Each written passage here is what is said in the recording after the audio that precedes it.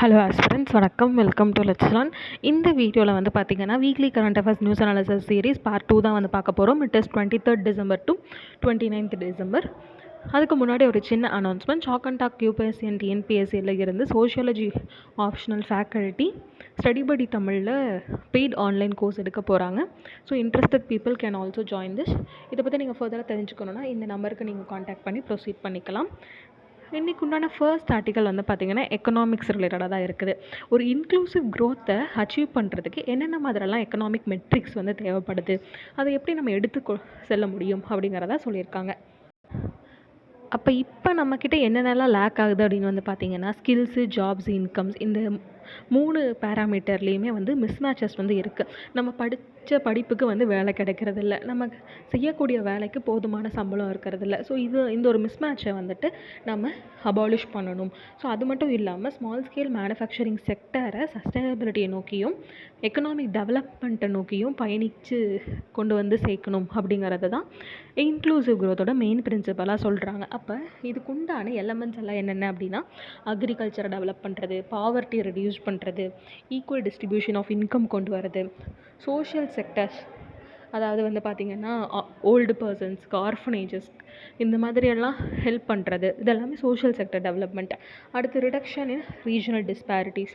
So ஒரு region டெவலப்மெண்ட்டை நோக்கியே போயிட்டுருக்கும், இன்னொரு ரீஜன் வந்து பார்த்திங்கன்னா அங்கே ஸ்டாக்னன்ட் டெவலப்மெண்ட் தான் இருக்கும்.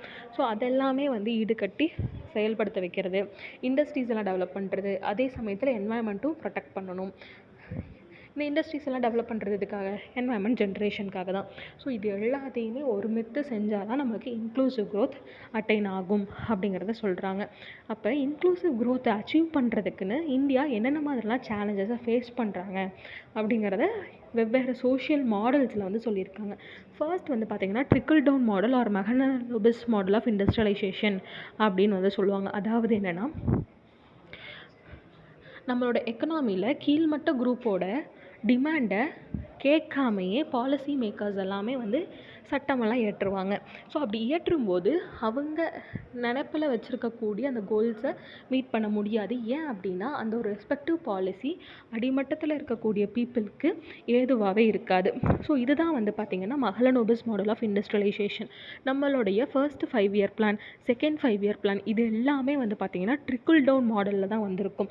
மேலிருந்து கீழே சில பாலிசிஸை வந்து செயல்படுத்துறதுக்காக முயற்சிப்பாங்க. ஆனால் அது ஃபெயிலியராக தான் வந்து போயிடும், இல்லைன்னா கோல்ஸை ரீச் பண்ண முடியாத மாதிரி போயிடும். ஓகேங்களா?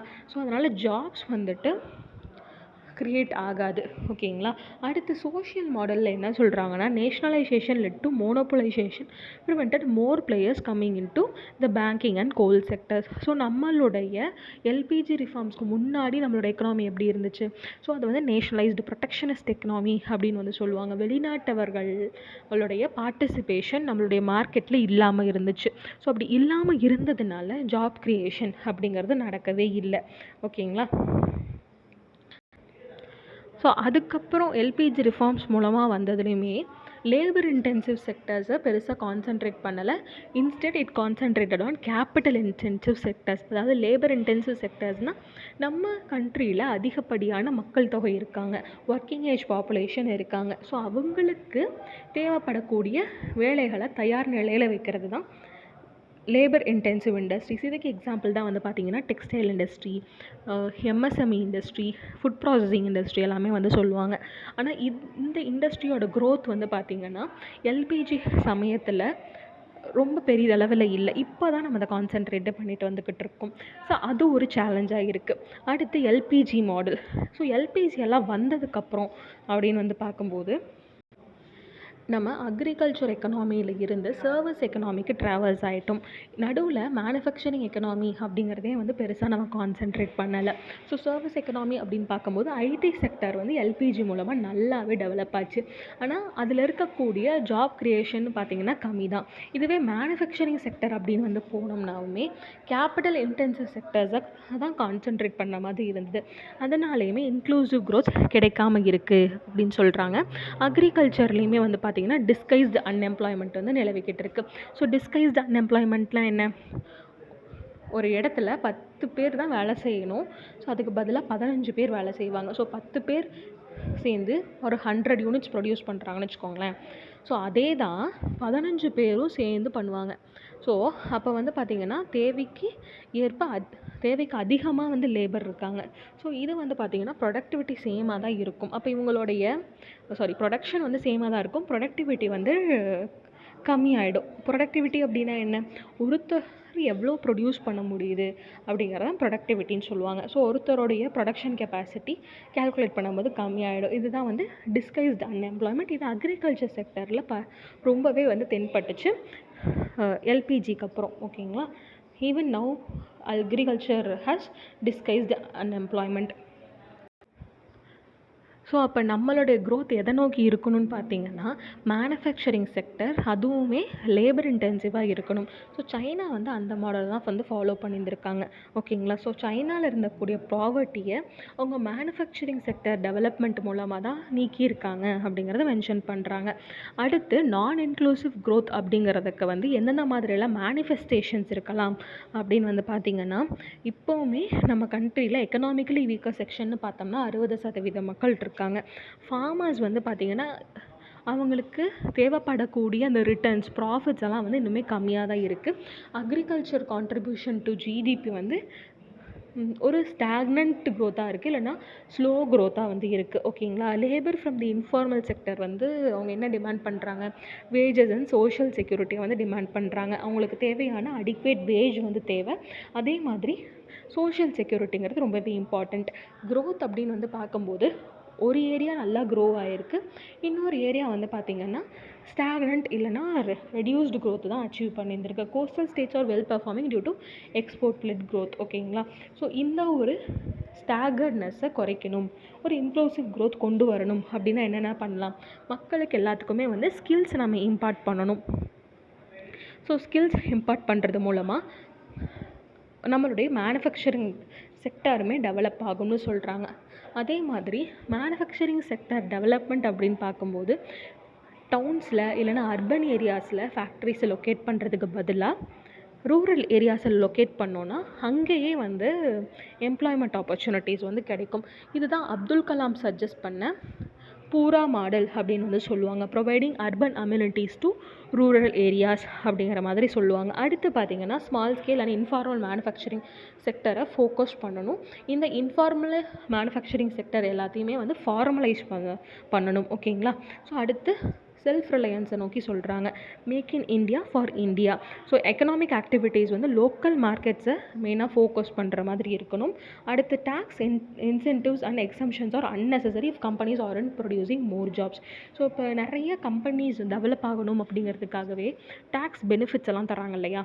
ஸோ அது ஆக்சுவலாக ஹெல்ப் ஆகுதா இல்லையா அப்படிங்கிறத ஸ்க்ரூட்டனைஸ் பண்ணதுக்கப்புறமா நம்ம கம்பெனிஸ் எல்லாம் ஜாப்ஸை ப்ரொடியூஸ் பண்ணுறாங்களா இல்லையாங்கிறத பார்க்கணும். ஸோ அதுக்கேற்ற மாதிரி தான் டேக்ஸ் பெனிஃபிட்ஸ் எல்லாம் கொடுக்கணும்னு சொல்கிறாங்க.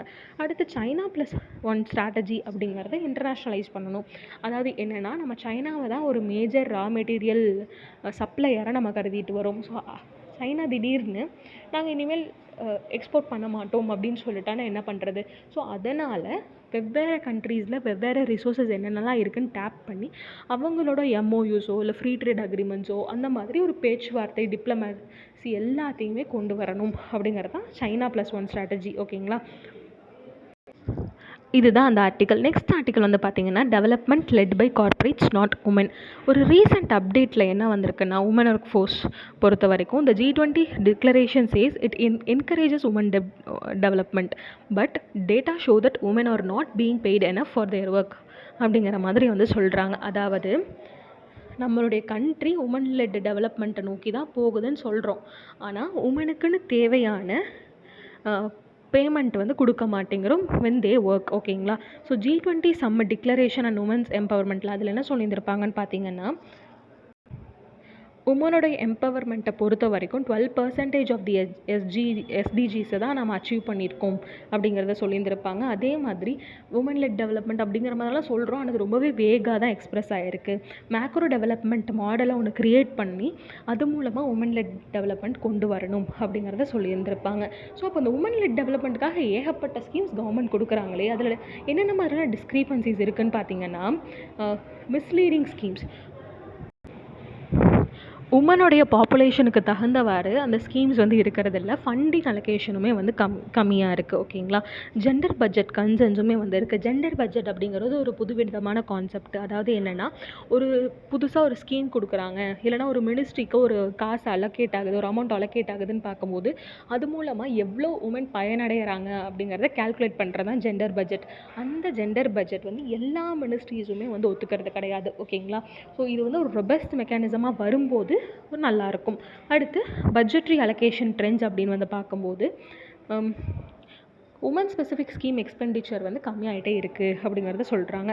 ஸோ இது ரிலேட்டடாக என்னென்ன மாதிரிலாம் டேட்டா இருக்குதுன்னு பார்த்தீங்கன்னா, பீரியாடிக் லேபர் ஃபோர்ஸ் சர்வே படி உமனுடைய ரெகுலர் வேஜ்டு ஒர்க் வந்து கம்மியாக இருக்கிறதா சொல்லியிருக்காங்க. 21%லேருந்து 15% கம்மியாக இருக்குது. அன்ஆர்கனைஸ்டு செக்டர் எக்ஸ்ப்ளாய்டேஷனுமே வந்துட்டு ஒரு விஷயமா இருக்குது. Over 95% of the women in unorganised sectors face job insecurity and exploitation. So இந்த அன்ஆர்கனைஸ்டு செக்டரில் உமன் என்னென்ன வேலைலாம் பார்ப்பாங்க. ஸோ ஹவுஸ் மெய்ட்ஸாக வந்து போகிறவங்க, அதே மாதிரி டெம்ப்ரவரியாக ஒரு ஜாப்க்கு வந்துட்டு போகிறவங்க. ஸோ இது எல்லாமே அன்ஆர்கனைஸ்ட் செக்டர். அவங்க வந்து ஜாப் இன்செக்யூரிட்டியை ஃபேஸ் பண்ணுறாங்க. அடுத்து பார்த்திங்கன்னா, policy impact on vulnerable groups அப்படிங்கிறது வந்து எக்கனாமிக் பாலிசிஸ் மோஸ்ட்லி வந்து பார்த்திங்கன்னா ரிச்சை ஃபேவர் பண்ணுற மாதிரி தான் இருக்குது அப்படிங்கிறத ஒரு பாயிண்ட்டாக சொல்கிறாங்க. ஸோ இதுதான் உமன் லெட் டெவலப்மெண்ட்டில் இருக்கக்கூடிய ஹார்ட் ரியாலிட்டிஸ். அடுத்த ஆர்டிக்கல் வந்து பார்த்திங்கன்னா, fog pilot assistance system for safety. இந்த பர்டிகுலர் டிவைஸை ரயில்வேஸில் வந்து யூஸ் பண்ணுவாங்க. ஓகேங்களா. ஸோ இந்த எதுக்காக யூஸ் பண்ணுறாங்கன்னா, ஃபாகி கண்டிஷன்ஸுங்கும்போது ரயில்வேயில் லோக்கோ பைலட் இருப்பாங்க இல்லையா. ஸோ அவங்களுக்கு ஹெல்ப் பண்ணுறதுக்காக தான் இந்த ஒரு டிவைஸ் யூஸ் பண்ணப்படுது. இந்த டிவைஸ் வந்து பார்த்திங்கன்னா ஜிபிஎஸ் மூலமாக ஒர்க் ஆகுது. ஸோ ஜிபிஎஸ் எப்படி ஒர்க் ஆகும் அப்படிங்கிறதே நம்ம சயின்ஸ் அண்ட் டெக் சீரீஸில் ஒரு தனி வீடியோவாக வந்து பார்த்துருக்கோம். நம்மளுடைய டெக்னிக்கல் டியூஸ்டே சீரீஸில் இருக்கும். ஸோ அதை போய் பாருங்கள். ஜிபிஎஸ் எனேபிள்டு இருக்கக்கூடிய இந்த டிவைஸ் வந்து பார்த்திங்கன்னா எக்ஸாக்ட் டிஸ்டன்ஸ் வந்து பக்கத்தில் சிக்னல் இருக்கா, லெவல் கிராசிங் இருக்கா அப்படிங்கிறத தெரியப்படுத்தும். ஸோ அதுக்கேற்ற மாதிரி அந்த லோக்கோ பைலட் அவங்களுடைய ஸ்பீடு வந்து மாற்றிப்பாங்க. ஓகேங்களா. So it also alerts the loco pilot with loud buzzer when the train approaches a signal or a level crossing gate. So ஒரு வாய்ஸ் சென்சாருமே ஆடியோ சென்சாருமே அவைலபிளாக இருக்குது இந்த fog pilot assistance system for safety. இதை எப்படி சொல்லுவாங்கன்னா, ஃபாக் பாஸ் அப்படிங்கிற மாதிரி அப்ரிவேட்டடாக சொல்லுவாங்க. So fog pass is related to railways. ஓகேங்களா. அடுத்து பார்த்திங்கன்னா, ஒரு எக்கனாமி ஆர்டிக்கல் தான் வந்து பார்க்க போகிறோம். இப்போ படிச்சுட்டு வரக்கூடிய கிராஜுவேட்ஸ் எல்லாம் ரியலாகவே அன்எம்ப்ளாய்மெண்ட்டை ஃபேஸ் பண்ணுறாங்களா அப்படிங்கிறது ஒரு கேள்விக்குறியாக இருக்குது. ஏன்னா கவர்மெண்ட்டோட இனிஷியேட்டிவ்ஸ் அப்படின்னு பார்க்கும்போது ஏகப்பட்டது ஜாப் க்ரியேஷனை நோக்கி தான் இருக்குது. ஸோ அப்போ ஆக்சுவல் ரியாலிட்டிலாம் என்னென்ன அப்படிங்கிறத இந்த ஆர்டிக்கலில் சொல்கிறாங்க. என்ன அப்படிங்கிறத நம்ம பார்க்கலாம். ஸோ கரண்ட் அன்எம்ப்ளாய்மெண்ட் சுச்சுவேஷன் பார்க்கும்போது நிறைய டேட்டா பாயிண்ட்ஸ் வந்து கொடுத்துருக்காங்க. ஓவரால் அன்எம்ப்ளாய்மெண்ட் ரேட் வந்து பார்த்திங்கன்னா டிக்ரீஸ் தான் ஆயிருக்கு. ஸோ டேட்டா படி பார்த்தோன்னா 6.1% 2017-2018 இருந்திருக்கு. ஸோ இப்போ வந்து 3.2% அளவுக்கு கம்மியாகிடுச்சு.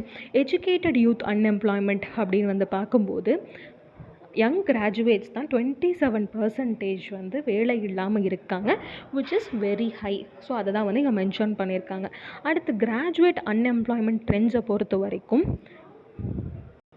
நிறைய ஃப்ளக்ஷுவேஷன்ஸ் வந்து இருக்கிறதா சொல்கிறாங்க. ஓகேங்களா. So growing graduate work force, the share of graduates இந்த லேபர் ஃபோர்ஸ் வந்து இன்க்ரீஸ் தான் ஆயிருக்கு. So which makes up around 15% by 2022-2023. ஓகேங்களா. ஸோ இதெல்லாம் இந்த கிராஃபிக்கெல்லாம் வந்து கொடுத்துருந்துருப்பாங்க. அன்எம்ப்ளாய்மெண்ட் ஃபார் கிராஜுவேட்ஸ் அப்படின்னு வந்து பார்த்திங்கன்னா கம்மியாகிட்டு தான் இருக்குது. அதே மாதிரி அக்ரிகேட் அன்எம்ப்ளாய்மெண்ட் ரேட்ஸ் அப்படிங்கிறதும் கம்மியாகிட்டு தான் இருக்குது. யங் கிராஜுவேட்ஸோட அன்எம்ப்ளாய்மெண்ட்டும் கம்மியாகிட்டு தான் இருக்குது. ஷேர் ஆஃப் கிராஜுவேட்ஸ் இந்த லேபர் ஃபோர்ஸும் ஒரு மாதிரி ஸ்டாக்னன்ட் இல்லைனா ஸ்லோ க்ரோத்து தான் போயிட்டுருக்கு. ஓகேங்களா. ஸோ அப்போ யூத் அன்எம்ப்ளாய்மெண்ட் அப்படின்னு சொல்கிறது ஏன் ஒரு பெரிய கன்சர்னாக இருக்குதுன்னு பார்த்தீங்கன்னா, ஹியூமன் கேபிட்டலாக அண்டர் யூட்டிலைஸ் தான் வந்து பண்ணுறோம். ஸோ ஹியூமனுக்குன்னு இருக்கக்கூடிய ஸ்கில் வந்து பார்த்திங்கன்னா அந்த ரெஸ்பெக்டிவ் வேலைக்கு தகுந்த மாதிரி இல்லைனா அந்த ரெஸ்பெக்டிவ் வேலைக்கு இருக்கக்கூடிய அந்த ஸ்கில் ரெக்குயர்மெண்ட் இருக்குன்னு பார்த்தீங்களா. ஸோ அது வந்து அந்த ஹியூமன் ஒர்க் ஃபோர்ஸ் கிட்டே இல்லை. இந்த மிஸ்மேட்ச் வந்து ஒரு காரணமாக இருக்குது. அடுத்து பார்த்திங்கன்னா, க்ரோயிங் ஷேர் ஆஃப் கிராஜுவேட்ஸோடைய எண்ணிக்கை அதிகமாக இருக்குது, ஆனால் ஜாப் அவைலபிலிட்டி அப்படின்னு வந்து பார்க்கும்போது கம்மியாக தான் இருக்குது. ஸோ இது மட்டும் இல்லாமல் ஸ்ட்ரக்சரலாகவே நிறைய இஷ்யூஸ் இருக்கிறதா வந்து சொல்கிறாங்க.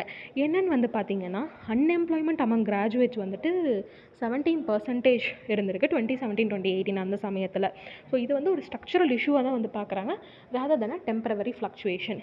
அந்த சமயத்தில் என்ன நடந்திருக்கு அப்படிங்கிறது தான் நிறைய எக்கனாமிஸ்ட் சர்ச் பண்ணிக்கிட்டு இருக்காங்க. ஓகேங்களா. ஸோ இதோட ஓவரால் வே ஃபார்வர்டு அப்படின்னு வந்து பார்க்கும்போது மெயினாக மார்க்கெட் டிமாண்ட்ஸ் அண்ட் சுச்சுவேஷன்ஸ்க்கு ஏற்ற மாதிரி நம்மளோட எஜுகேஷ்னல் அண்ட் ஸ்கில்லிங் இனிஷியேட்டிவ்ஸ் வந்து இருக்கணும். ஓகேங்களா. ஸோ அதுதான் வந்து மெயின் விஷயமே. ஏன் அப்படின்னு வந்து பார்த்தோன்னா, யங் கிராஜுவேட்ஸில் மத்தியில் தான் ஒரு 27% அன்எம்ப்ளாய்மெண்ட் வந்து இருந்துட்டு வருது. ஓகேங்களா. ஸோ வெவ்வேறு துறைகளில் அதிகமான ஜாப் ஆப்பர்ச்சுனிட்டிஸ் வந்து வழங்கணும். எஜுகேஷன் எம்ப்ளாய்மெண்ட் லிங்கேஜஸை வந்து ப்ராப்பராக செயல்படுத்தணும். ஓகேங்களா. ஸோ அந்த ஒரு ஃபேஸை நம்ம எப்போ பிரிட்ஜ் பண்ணுறோமோ அப்போ தான் இந்த அன்எம்ப்ளாய்மெண்ட் க்ரைசிஸ் அப்படிங்கிறது இல்லாமல் போகும் அப்படிங்கிறத சொல்கிறாங்க. அடுத்து வந்து பார்த்திங்கன்னா, ஒரு சயின்ஸ் அண்ட் டெக் டாபிக் வந்து சொல்கிறாங்க. என்னென்னு பார்த்தீங்கன்னா, SETI and METI. So search for extra terrestrial intelligence. அதாவது நம்மளுடைய பூமிக்கு அப்பாற்பட்டு ஸ்பேஸில் என்னென்ன மாதிரியெல்லாம் வந்து காஸ்மிக் எனர்ஜிஸ் எல்லாம் இருக்குது, இல்லைன்னா காஸ்மிக் க்ரியேச்சர்ஸ் இருக்குது, இதெல்லாம் பற்றி சர்ச் பண்ணுறது தான் இந்த சேட்டி. எக்ஸ்ட்ரா டெரெஸ்ட்ரியல் இன்டெலிஜென்ஸ்க்காக சர்ச் பண்ணுறாங்க. மெயின்லி ஏலியன்ஸ்ன்னு சொல்லுவோம் இல்லையா. ஸோ அதை சர்ச் பண்ணுறது தான் சேட்டி. எப்படி சர்ச் பண்ணுவாங்க? டெக்னாலஜிக்கல் அட்வான்ஸ்மெண்ட்ஸை வச்சு தான். அடுத்து மேட்டி அப்படிங்கிற ஒரு அடுத்த லெவல், சேட்டிலேருந்து அடுத்த லெவல் மேட்டி. ஸோ மேட்டி அப்படின்னு வந்து பார்த்திங்கன்னா, மெசேஜிங் எக்ஸ்ட்ரா டெரெஸ்ட்ரியல் இன்டெலிஜென்ஸ்.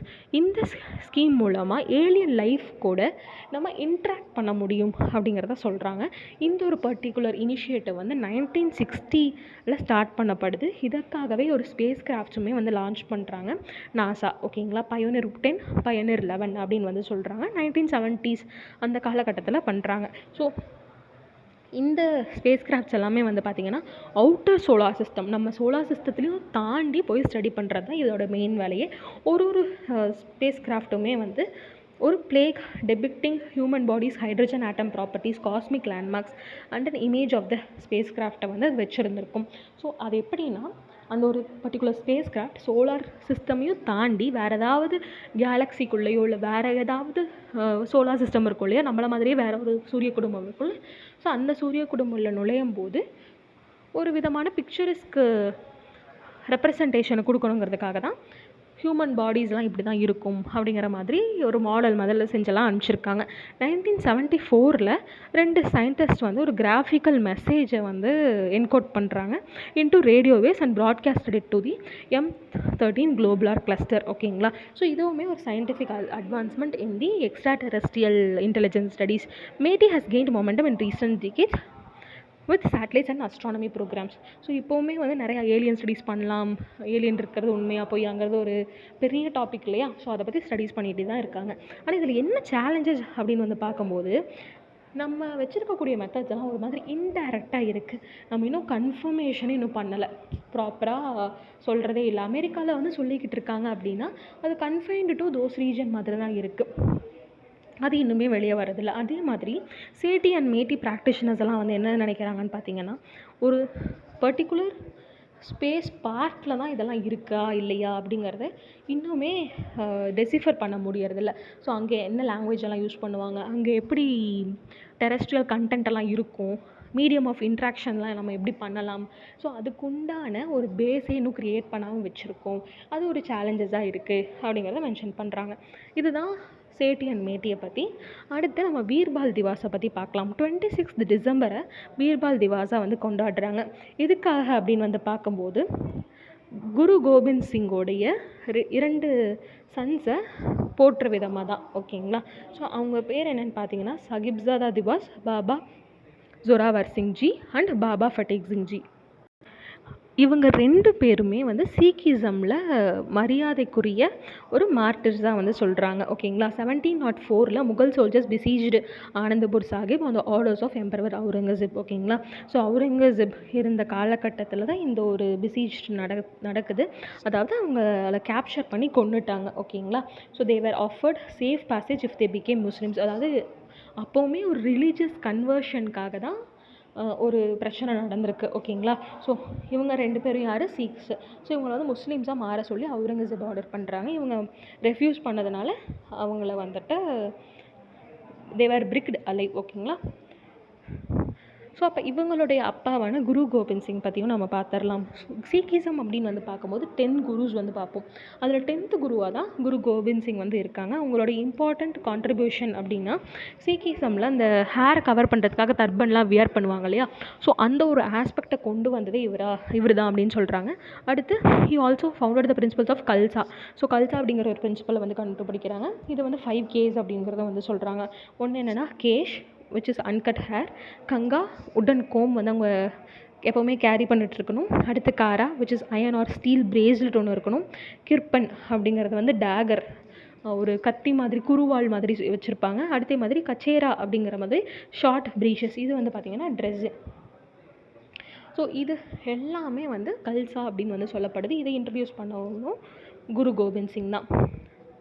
அடுத்து வந்து பார்த்திங்கன்னா நம்ம எபிலெப்சி அப்படிங்கிற ஒரு நோய் பற்றி பார்க்க போகிறோம். எபிலெப்சி அப்படிங்கிறது ஒரு சென்ட்ரல் நர்வஸ் சிஸ்டம் அட்டாக் பண்ணக்கூடிய ஒரு டிஸார்டர். இது என்ன காஸ் பண்ணும் அப்படின்னு வந்து பார்த்திங்கன்னா நமக்கு ஃபிட்ஸ் எல்லாம் வரும்னு சொல்லுவோம் இல்லையா, காக்கா வெளிப்புலாம் சொல்லுவோம். ஸோ அந்த ஆஸ்பெக்ட் வர்றது தான் எபிலெப்சி.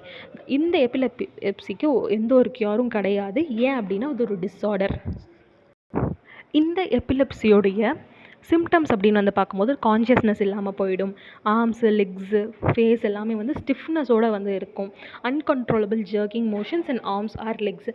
ஸோ நமக்குமே வந்து சம்டைம்ஸ் குளிரும் போதெல்லாம் இல்லைனா ஒரே மாதிரி ஸ்டாக்னண்ட்டாக இருக்கும்போது கால்லாம் வந்து பிடிச்சிக்கிற மாதிரி இருக்கும் இல்லையா. ஸோ இதெல்லாமே வந்து it is a symptom of epilepsy. Disorder அளவுக்கு நமக்கு டெவலப் ஆகலை, ஆனால் அது ஒரு சிம்டமாக தான் இருக்குது. ஓகேங்களா. இதுக்காகவே வந்து mental health gap action programme அப்படின்னு ஒன்று இருக்குது. இதை வந்து பார்த்திங்கன்னா WHO-வோடது. ஸோ இது எதுக்காக அப்படின்னு பார்க்கும்போது mental neurological and substance use டிஸார்டர்ஸ்க்காக சர்வீசஸ் வந்து கேட்டர் பண்ணணும் அப்படிங்கிறதுக்காக தான், mainly for low and lower middle income countries. ஓகேங்களா. இதோடைய மெயின் காஸே என்னன்னு பார்த்தீங்கன்னா பிரெயினில் ஏதாவது இன்ஃபெக்ஷன் ஏற்பட்டுருச்சுன்னா எபிலெப்சி வரும். இல்லை அப்படிங்கும்போது கான்ஜெனிட்டல் அப்நார்மலிட்டிஸ், நம்ம பிறக்கும் போதே ஏதாவது ஒரு குறையோடு இருந்தது, பிரெயின் ப்ராப்பராக டெவலப் ஆகலை அப்படிங்கிற ஒரு பட்சத்தில் எபிலெப்சி வந்து வரும். அதே மாதிரி பிரெயின் டியூமர் இல்லைனா அதாவது ஸ்ட்ரோக், ஹார்ட்டில் ஸ்ட்ரோக்லாம் வருதுன்னு சொல்கிறாங்க இல்லையா, ஸோ இப்படியெல்லாம் இருந்ததுன்னா எபிலெப்சி வந்து வரும். அடுத்த ஆர்டிக்கல் வந்து பார்த்திங்கன்னா it is also related to health growth charts WHO standards versus India crafted. நம்ம கண்ட்ரியில் சைல்டு அண்டர் நியூட்ரிஷன் அப்படிங்கிறது ஹை லெவலில் தான் இருந்துக்கிட்டு இருக்கு. ஸோ சத்து பற்றாக்குறை அப்படின்னு வந்து சொல்லுவோம் இல்லையா. இதை எப்படி மெஷர் பண்ணுறாங்க அப்படின்னு வந்து பார்க்கும்போது ஒரு 2 ஸ்டாண்டர்ட்ஸ் தான் மெயினாக யூஸ் பண்ணுறாங்க. என்னென்னா height for age, weight for height, வயதுக்கு ஏற்ற உயரம் இல்லாமல் இருக்கிறது. அடுத்து வந்து பார்த்திங்கன்னா ஹைட்டுக்கு உயரத்துக்கு தகுந்த எடை இல்லாமல் இருக்கிறது. ஓகேங்களா. ஸோ இதை தான் வந்துட்டு ஸ்டண்டிங், வேஸ்டிங் அப்படின்லாம் வந்து சொல்கிறாங்க. இந்த ஹைட் ஃபார் ஏஜ் இல்லாமல் இருக்குது அப்படின்னா அது க்ரானிக் அண்டர் நியூட்ரிஷன், நீண்ட நாளாகவே அவங்க நியூட்ரிஷனில் இல்லாமல் இருப்பாங்க. அடுத்து வந்து பார்த்திங்கன்னா வெயிட் ஃபார் ஹைட் அப்படிங்கிறது அக்யூட் அண்டர் நியூட்ரிஷன். ஸோ கொஞ்ச நாள் அவங்க சத்துமான குறைவாக இருந்தாங்க அப்படிங்கும்போது ஸோ அது வந்து அக்யூட் அண்டர் நியூட்ரிஷன் இல்லைனா வேஸ்டிங் அப்படின்னு வந்து சொல்லப்படுது. இந்தியாவில் வந்து பார்த்திங்கன்னா WHO சொல்லக்கூடிய க்ரோத் ஸ்டாண்டர்ட்ஸை தான் வந்து ஃபாலோ பண்ணிகிட்டு இருக்காங்க. ஆனால் இது ரிலேட்டடாக ஒரு டிபேட் வந்து எழுந்திருக்கு.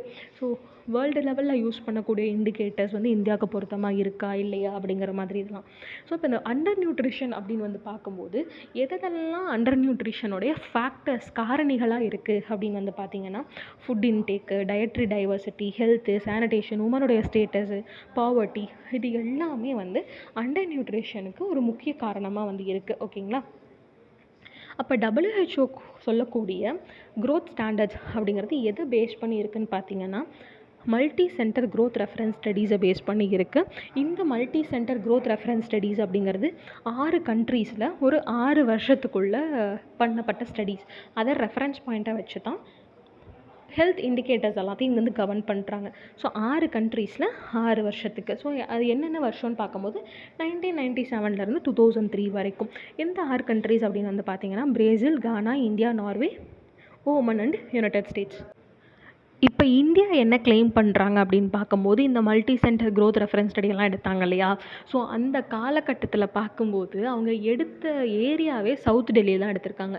சவுத் டெல்லியிலையுமே யாரெல்லாம் சாம்பிள்ஸாக எடுத்திருக்காங்கன்னு பார்த்திங்கன்னா அந்த குழந்தைங்க எல்லாமே வந்து ப்ராப்பராக பிரெஸ்ட் ஃபெட் பண்ணப்பட்டிருந்திருப்பாங்க.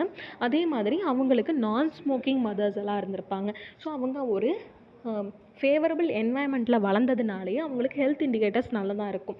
ஆனால் நம்ம பாவர்ட்டி ஆகட்டும், அண்டர் நியூட்ரிஷன் ஆகட்டும், இதெல்லாமே நம்ம பார்க்கும்போது சாம்பிள்ஸ் அப்படிங்கிறது பரவி கிடக்கணும். ஓகேங்களா? ஸோ அதில் வந்துட்டு ஒரு ஸ்டண்டர்டு சைல்டு இருக்கணும், ஒரு மாஸ் வேஸ்டட் சைல்டு இருக்கணும். ஸோ இது எல்லாமே வந்து ஒரு சாம்பிளுங்கிறது வெவ்வேறு சிஸ்டமை ரெப்ரசன்ட் பண்ணுற மாதிரி இருக்கணும். ஸோ அப்படி ஒரு சாம்பிளே அவங்க எடுக்கலை. ஸோ அப்போ 1997லேருந்து 2003 எடுக்கப்பட்ட அந்த மல்டி சென்டர் க்ரோத் ரெஃபரன்ஸ் ஸ்டடியே ஒரு டிஸ்க்ரிப்பன்ஸ்டு ஸ்டடி தான் அப்படிங்கிறத சொல்லியிருந்திருக்காங்க. ஸோ இதில் எக்ஸ்ட்ரா டேட்டா பாயிண்ட் இந்த ஆர்டிக்கல்லாம் சொல்லியிருந்திருப்பாங்கன்னா, NFHS 4 national family health survey 4 national family health survey 5 இந்த சர்வே படி எந்த மாதிரியெல்லாம் வந்து anaemia, stunting, wasting, over weight இதெல்லாம் இருந்திருக்கு அப்படிங்கிறத சொல்லியிருந்திருப்பாங்க. மோஸ்ட் ப்ராபப்ளி எல்லாமே வந்து அதிகமாக தான் இருந்திருக்கும், எக்ஸப்ட் வேஸ்டிங் அண்ட் ஸ்டண்டிங் இது வந்து குறைஞ்சிருக்கும். ஓகேங்களா? இதை எல்லாமே தான் இஷ்யூஸாக வந்து அரைஸ் பண்ணியிருந்திருப்பாங்க. என்னென்னு பார்த்தீங்கன்னா, அண்டர் நியூட்ரிஷனை ஓவர் எஸ்டிமேட் பண்ணுறது, அதே மாதிரி நிறையா மிஸ்லீடிங் பேராமீட்டர்ஸை வந்து ப்ரொவைட் பண்ணுறது, does not consider genetic differences. அவங்க எடுத்திருக்கக்கூடிய அந்த MGRS மெத்தடாலஜி வந்து பார்த்திங்கன்னா ஜெனட்டிக் டிஃப்ரென்சஸை வந்து அவங்க எடுத்துக்கல. ஸோ சவுத் டெல்லியில் மட்டுமே கன்ஃபைன் ஆகிருக்கா நம்மளோட இந்தியன் பாப்புலேஷனோட ஜீன் டைவர்சிட்டி? இல்லைல்ல. ஸோ பறந்து விடிஞ்சு கிடக்கு. ஸோ இங்கே தமிழ்நாட்டில் இருக்கக்கூடிய பர்சனோட ஜீனுமே அசாம் அந்தமான் அந்த ஏரியாவில் இருக்கக்கூடிய ஜீனுமே வந்து நிறைய டிஃப்ரென்சஸ் வந்து இருக்கும். அதை வந்துட்டு கேப்சர் பண்ணலன்னு சொல்கிறாங்க. அதே மாதிரி இன்அப்ராப்ரியேட்லி ஹை ஸ்டாண்டர்ட்ஸ் வந்து வச்சுருந்துருக்காங்க. ஸோ எப்படின்னு வந்து பார்த்திங்கன்னா, நம்ம முன்னாடியே சொன்ன மாதிரி ஒரு ஃபேவரபிள் என்வாயன்மெண்ட்டில் வளர்க்கப்பட்ட ஒரு சைல்டோட டேட்டாவை தான் எடுத்திருக்காங்க. அதை தான் ஒரு ஸ்டாண்டர்டாகவும் செட் பண்ணியிருந்திருக்காங்க. ஸோ இது வந்து டிஸ்க்ரிப்பன்சியாக இருக்குது அப்படிங்கிறதையும் சொல்கிறாங்க. ஸோ அப்போ இந்த அண்டர் நியூட்ரிஷனை எப்படி எல்லாமே வந்து நம்ம அட்ரெஸ் பண்ணலாம் அப்படின்னு வந்து பார்க்கும்போது, குவாலிட்டி ஆஃப் த மீல்ஸை நம்ம இம்ப்ரூவ் பண்ணணும். ப்ராப்பரான நியூட்ரியன்ஸ் எல்லாமே கொடுக்குற மாதிரி ஒரு மீல்ஸை கொடுக்கணும். அடுத்து வந்து பார்த்திங்கன்னா, இதுக்குண்டான ரெக்கமெண்டேஷன்ஸ் அப்படின்னு வந்து பார்க்கும்போது, எக்ஸை வந்துட்டு மீல்ஸில் கொடுக்கணும். ஓகேங்களா? Pulses in the public distribution system அதை வந்து இன்க்ரீஸ் பண்ணணும். ஓகேங்களா? ஸோ இது மட்டும் இல்லாமல் வெவ்வேறு intervention, for example sanitation provide பண்ணுங்கிறதுக்காக க்ளீன் வாட்டர் கொடுக்கணும், access to health care, child care services இதெல்லாமே வந்து இருக்கணும். ஏன் அப்படின்னு வந்து பார்த்திங்கன்னா, நியூட்ரிஷனை ப்ராப்பராக செக் பண்ணுறதுக்கும் மேலும் நியூட்ரிஷன் டெவலப்மெண்ட் ஆகிறதுக்குமே இந்த இன்டர்வென்ஷன்ஸ்லாம் ரொம்பவே இம்பார்ட்டண்ட். ஓகேங்களா? So additionally access to education and women's எம்பவர்மெண்ட்டுமே இம்பார்ட்டண்ட். ஏன் உமனோட எம்பவர்மெண்ட் இம்பார்ட்டண்ட் அப்படின்னு வந்து பார்த்திங்கன்னா, ஒரு டிப்பிக்கல் இந்தியன் ஃபேமிலியில் மோஸ்ட்லி உமன் தான் ஒரு நியூட்ரிஷியன் கைடாக வந்து இருப்பாங்க. ஸோ டெய்லி என்னென்ன சமைக்கணும், ஒரு காய் வைக்கணுமா, இல்லை பல்ஸ் என்ன சமைக்கணும், இதெல்லாமே வந்து மேப் பண்ணுறதுன்னு பார்த்திங்கன்னா ஒரு இந்தியன் ஃபேமிலியில் டிப்பிக்கலாக மோஸ்ட்லி பார்த்திங்கன்னா உமனாக தான் இருப்பாங்க. ஸோ அவங்களுக்கு உண்டான அவேர்னஸையும் க்ரியேட் பண்ணணும். ஓகேங்களா? ஸோ இந்த இஷ்யூஸை பொறுத்த வரைக்கும் Indian council of medical research என்ன சொல்கிறாங்கன்னு பார்த்திங்கன்னா, WHO வந்து இந்தியாவை பொறுத்த வரைக்கும் இருக்கக்கூடிய ரெஃபரன்சஸை வந்துட்டு மாற்றணும், ரிவைஸ் பண்ணணும் அப்படிங்கிறத சொல்கிறாங்க. So using the WHO standards is important for international comparisons and intra country studies. ஓகேங்களா? ஆனால் அதோடைய இம்பார்ட்டன்ஸ் அப்படிங்கிறது எப்போ வரும்னா, ஸ்டாண்டர்டைசேஷன் வந்து ப்ராப்பராக பண்ணால் மட்டும்தான் அப்படிங்கிறத சொல்கிறாங்க. ஸோ இது வரைக்கும் இருக்கக்கூடிய டேட்டாஸில் என்னென்ன மாதிரிலாம் கொடுத்துருக்காங்கன்னு பார்த்திங்கன்னா, இந்தியா, நைஜீரியா, பாகிஸ்தான் இந்த 3 கண்ட்ரீஸில் மட்டும் 47% ஆஃப் ஸ்டண்டட் சில்ட்ரன் இருக்கிறதா சொல்லியிருக்காங்க. ஸோ ஸ்டண்டட் சில்ட்ரன் இந்த வேர்ல்டு தான் சொல்கிறாங்க. இந்தியாவில் தான் ஹையஸ்ட்டாகவும் வந்து இருக்குது. ஓகேங்களா? So India also accounts for the largest number of wasted children in the world. So மற்ற டேட்டா பாயிண்ட்ஸுமே வந்து கொடுத்துருக்காங்க. ஸோ மெயினாக வந்து பார்த்திங்கன்னா, இந்த பர்டிகுலர் டேட்டா பாயிண்ட் வந்து WHO இண்டிகேட்டர் மூலமாக நமக்கு தெரிய வந்திருக்கு.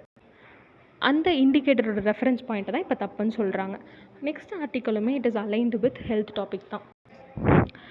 அட் ப்ரெசென்ட் வந்து பார்த்திங்கன்னா நான் எல்டர்லி பீப்புள், அதாவது ஒர்க்கிங் ஏஜ் பாப்புலேஷனில் இருக்கக்கூடிய பீப்புள் 40-45 வயசு, ஸோ அந்த வயசில் இருக்கக்கூடிய மக்கள் ஹார்ட் டிசீசஸ்னால் அதிகமாக பாதிக்கப்படுறாங்க.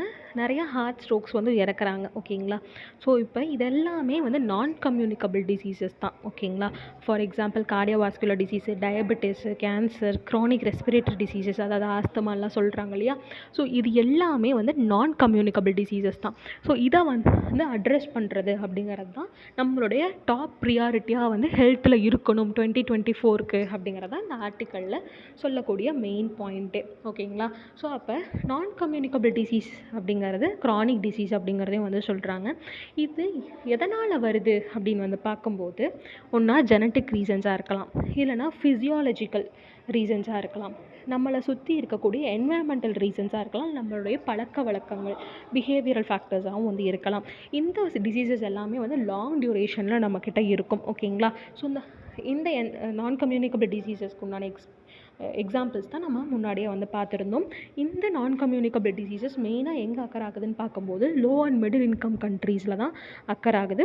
வேர் more than 3/4 of global non communicable diseases death occurs. ஓகேங்களா. ஸோ அப்போ இந்தியாவில்னு பார்க்கும்போது WHO ரிப்போர்ட் படி இன்விசிபிள் நம்பர்ஸ் அப்படிங்கிற மாதிரி ஒரு டைட்டில் கொடுத்துருக்காங்க. ஸோ இந்த ரிப்போர்ட் படி 66% of the deaths in India வந்து நான் கம்யூனிகபிள் டிசீசஸ் சார்ந்தது தான் அப்படின்னு வந்து சொல்கிறாங்க.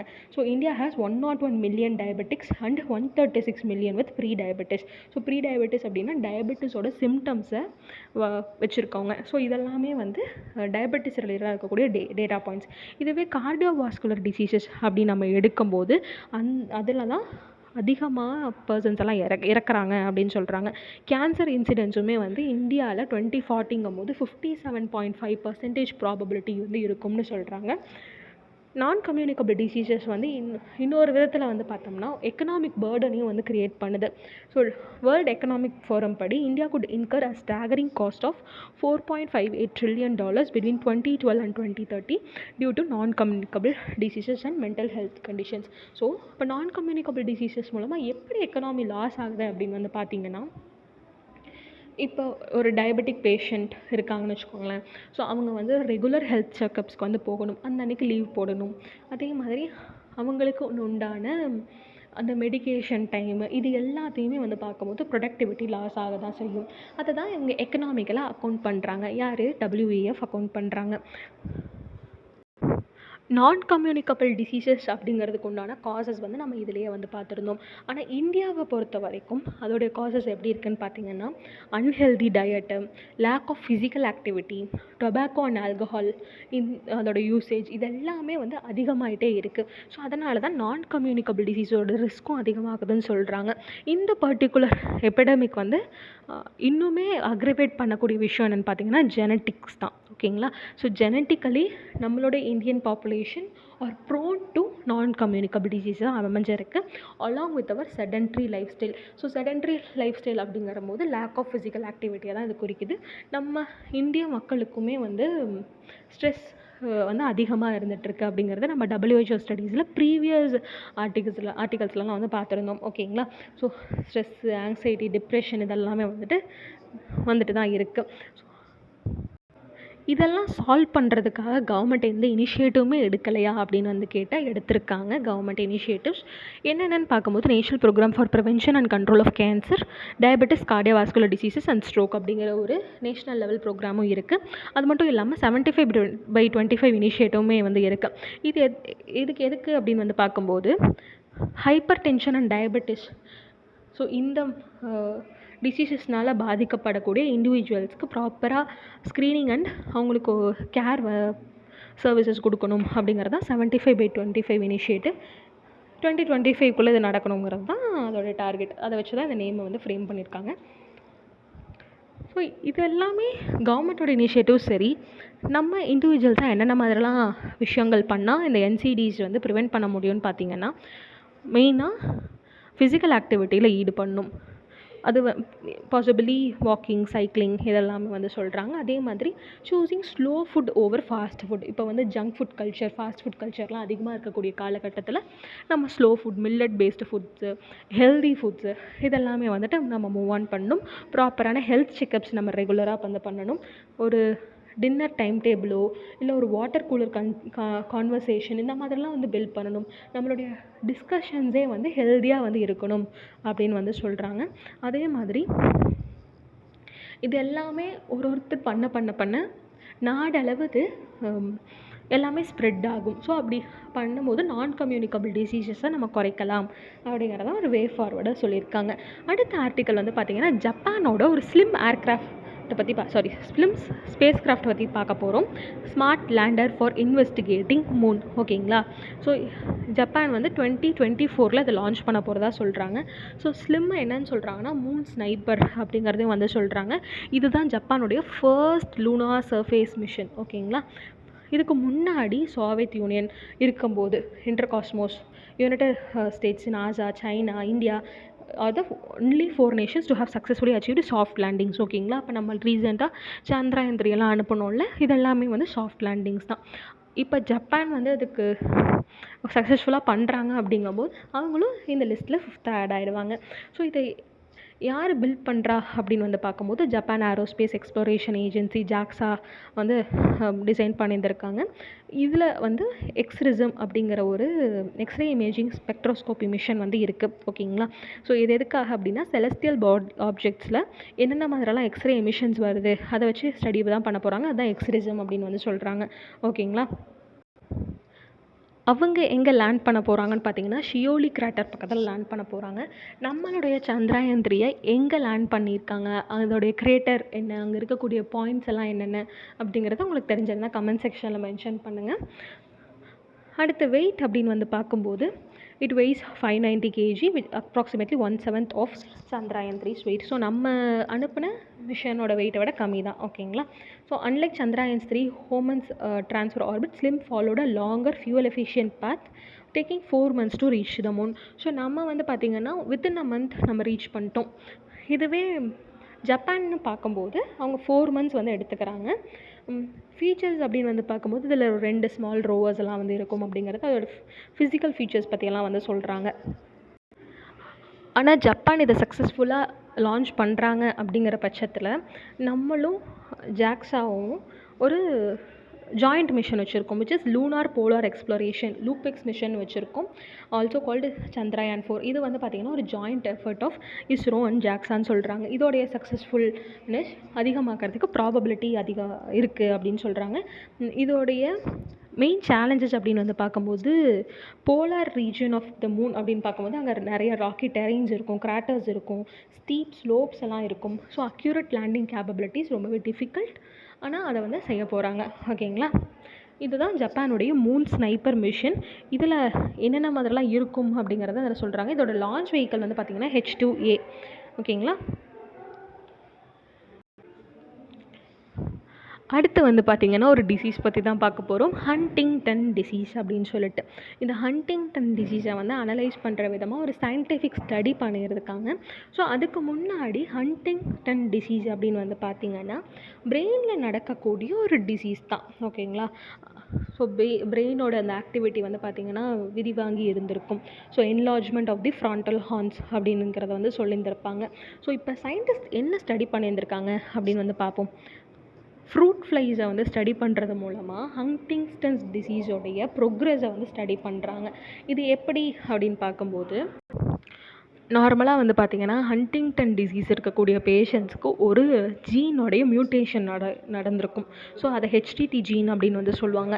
அந்த மியூட்டேஷன் பண்ணதுக்கப்புறம் அந்த ஹெச்டிடி ஜீன் வந்து பார்த்திங்கன்னா ஹண்டிங்டன் அப்படிங்கிற ஒரு ப்ரோட்டீனை ப்ரொடியூஸ் பண்ணும். ஓகேங்களா. ஸோ அந்த ஒரு பர்டிகுலர் மியூட்டேட்டட் ஜீன் தான் நியூரான்ஸை டிஸ்ட்ரக்ட் பண்ணும். நியூரான்ஸ் எல்லாம் எங்கே இருக்குன்னு பார்த்திங்கன்னா பிரெயினில் தான் இருக்கும். Neurons are very important for our movement, thinking and மெமரிக்கெல்லாம். ஸோ அந்த பிரெயின் ஆக்டிவிட்டீஸ் வந்து செயல்படுத்தக்கூடிய அந்த நியூரான்ஸை அழிச்சு விட்டுரும். ஸோ இதுதான் வந்து ஹண்டிங்டனோட வேலையாக வந்து இருக்கும்.